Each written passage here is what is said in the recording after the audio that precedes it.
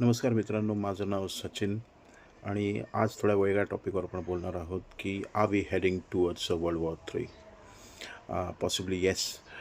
कारण आपण प्लॅनेटरी पोझिशन्सच्या प्रमाणे बोलू, कारण प्लॅनेटरी पोझिशन्स फार विकट आहेत. मार्स झाला, युरेनस झाला, सॅटर्न झाला, त्यांची जी इंटरलॉकिंग आहे ही फार डेंजर पोझिशनमध्ये आहे. 1914मध्ये फर्स्ट वर्ल्ड वॉर झाला होता हा. त्यावेळी जी प्लॅनेटरी पोझिशन होती, स्लिम प्लॅनेटरी पोझिशन आता आहेत. कॅलेंडर पण तुम्ही बघाल, 1914चं जे कॅलेंडर होतं ते सेम टू सेम कॅलेंडर 2026चं आहे. So planets are in a bad condition, in a bad position as far as the humanity is concerned.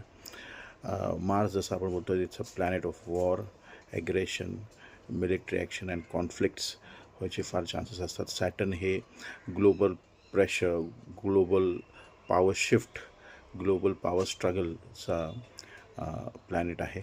Uranus आपण बघतो सडन शॉक, रेव्होल्युशन. सगळ्या जगांमध्ये आपण बघतो आहे की रेव्होल्युशन, सत्ता पलट किंवा काही जे पॉवरफुल देश आहेत ते दुसऱ्या देशांवर हावी होण्याचा प्रयत्न करत आहेत. So it's a power struggle, global power struggle going on. So all this is because of the planetary position possibly. तर त्यांची इंटरलॉकिंग अशी झालेली आहे आता सध्या तरी 2026पर्यंत.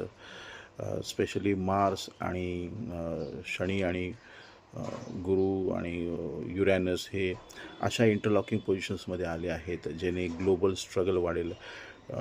जे लीडर्स आहेत, जे टॉप नॉच लीडर्स आहेत, हे जे जगाचे लीडर्स आहेत, हे थोडे ॲग्रेसिव्ह होतील.